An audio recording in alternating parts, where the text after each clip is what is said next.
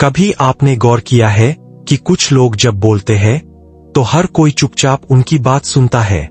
उनके शब्दों में ऐसा क्या खास होता है जो लोगों का ध्यान अपनी ओर खींच लेता है? वो कुछ अलग नहीं करते, बस उन्हें संवाद की कला यानी कम्युनिकेशन स्किल्स का बेहतर ज्ञान होता है।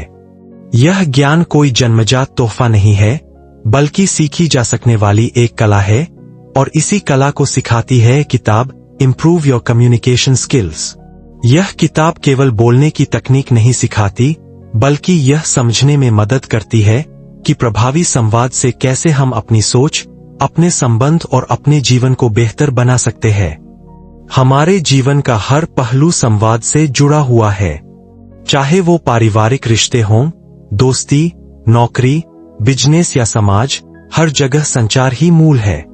पर अफसोस की बात यह है कि हम संवाद को केवल बोलना समझते हैं, जबकि सच्चा संवाद सुनने, समझने और भावनात्मक जुड़ाव से होता है। इस किताब की शुरुआत इसी मूल बात से होती है कि प्रभावशाली संचार केवल शब्दों से नहीं होता, बल्कि हमारी भावनाओं, हमारी बॉडी लैंग्वेज, हमारे लहजे और सबसे ज्यादा हमारी नीयत से होता है। जब आप सामने वाले की बात पूरे ध्यान से सुनते हैं, तो आप उसे यह महसूस कराते हैं कि उसकी बात महत्वपूर्ण है, और यहीं से एक मजबूत संवाद की शुरुआत होती है। आज की दुनिया में जहां हर कोई बोल रहा है, वहां सुनने वाला बहुत कम है।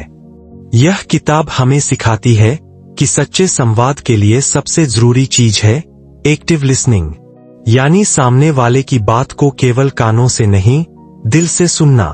जब आप किसी को बिना टोके, बिना बीच में टाले, केवल पूरी तवज्जो के साथ सुनते हैं, तो सामने वाला खुद ब खुद आपके साथ जुड़ जाता है।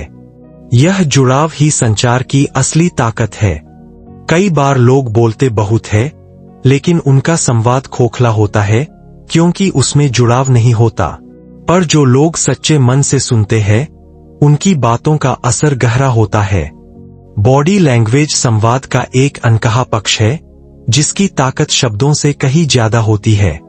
जब आप किसी से बात करते हैं, तो आपके हाव भाव, आपकी आंखों की दिशा, आपके हाथों की हरकतें, आपका बैठने का रंग, सब कुछ मिलकर एक संदेश देते हैं। एक मुस्कुराहट, आंखों में आत्मविश्वास, एक सकारात्मक मुद्रा, यह सब कुछ ऐसा माहौल बनाते हैं जिसमें सामने वाला सहज महसूस करता है। लेकिन अगर आपकी आंखें बार बार इधर उधर भाग रही है, या आप फोन में उलझे हैं, या आपका चेहरा भावशून्य है, तो चाहे आप कुछ भी कहें, आपकी बातों का असर नहीं होगा। यही वजह है कि अच्छे संवाद की शुरुआत आपकी चुप बॉडी लैंग्वेज से होती है। कई बार हम शब्दों के चयन में चूक जाते हैं। हम जो कहना चाहते हैं वो सही होता है, लेकिन तरीका ऐसा होता है कि बात का गलत मतलब निकलता है। यह किताब समझाती है कि संवाद में शब्दों का चयन सबसे महत्वपूर्ण है। जब आप किसी से बात करते हैं, तो कोशिश करें कि आपके शब्द सामने वाले को नीचा न दिखाएं। उदाहरण के लिए, अगर कोई गलती हुई हो तो कहें, कोई बात नहीं, हम अगली बार इसे और बेहतर कर सकते हैं, बजाय इसके कि आप कहें, तुमसे कभी कुछ ठीक नहीं होता। पहली लाइन प्रेरित करती है, दूसरी लाइन तोड़ देती है।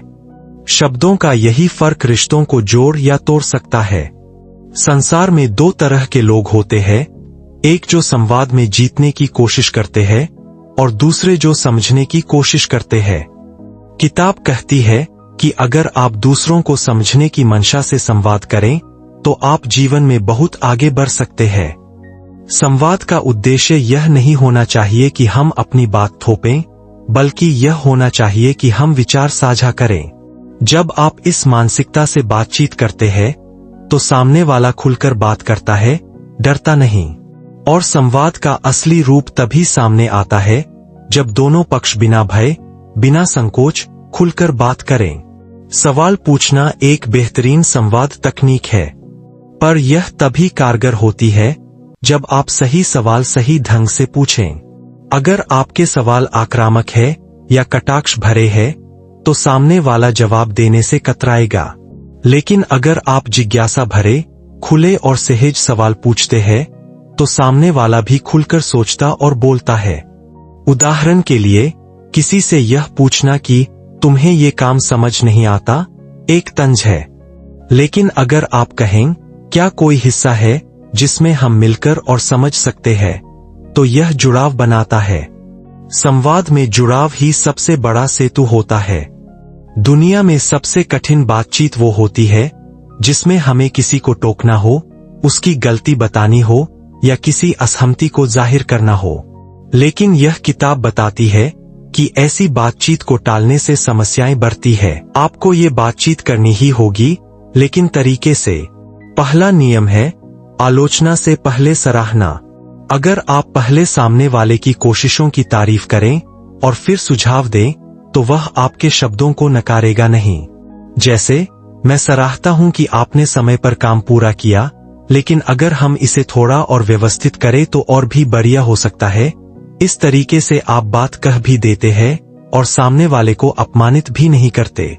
हमारी बातचीत का लहजा हमारे शब्दों से ज्यादा प्रभावशाली होता है।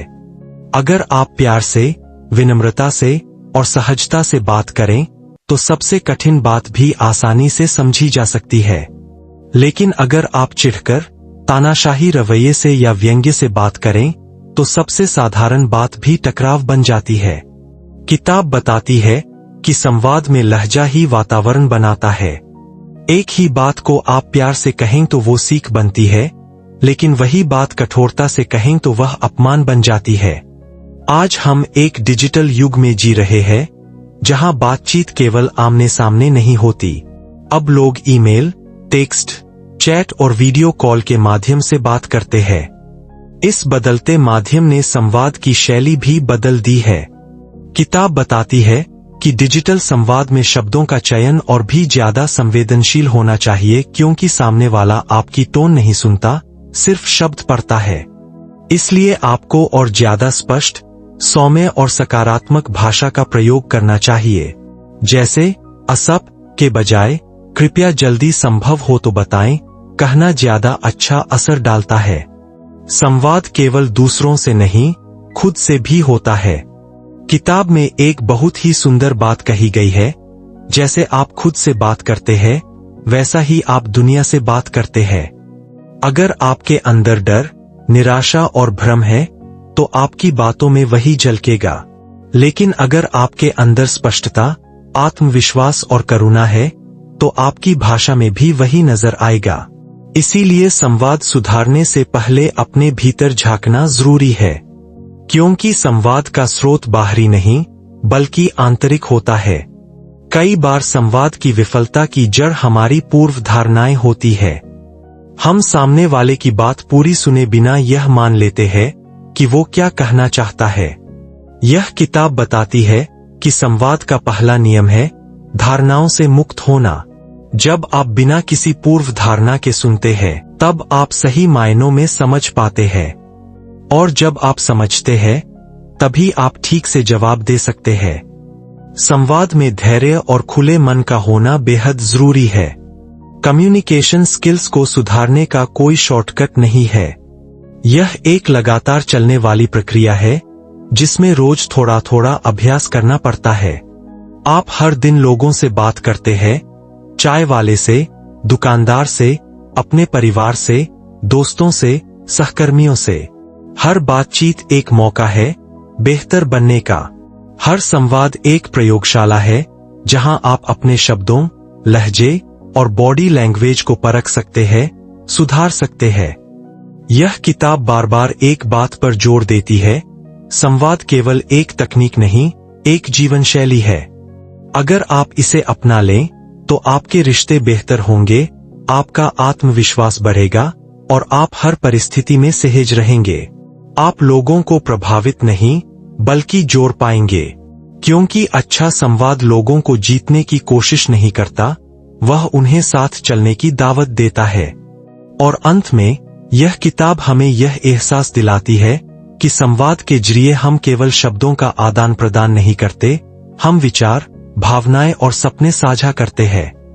और अगर यह आदान प्रदान सच्चे मन, सही शब्दों और सौम्य भाव से हो, तो यह दुनिया बदल सकता है।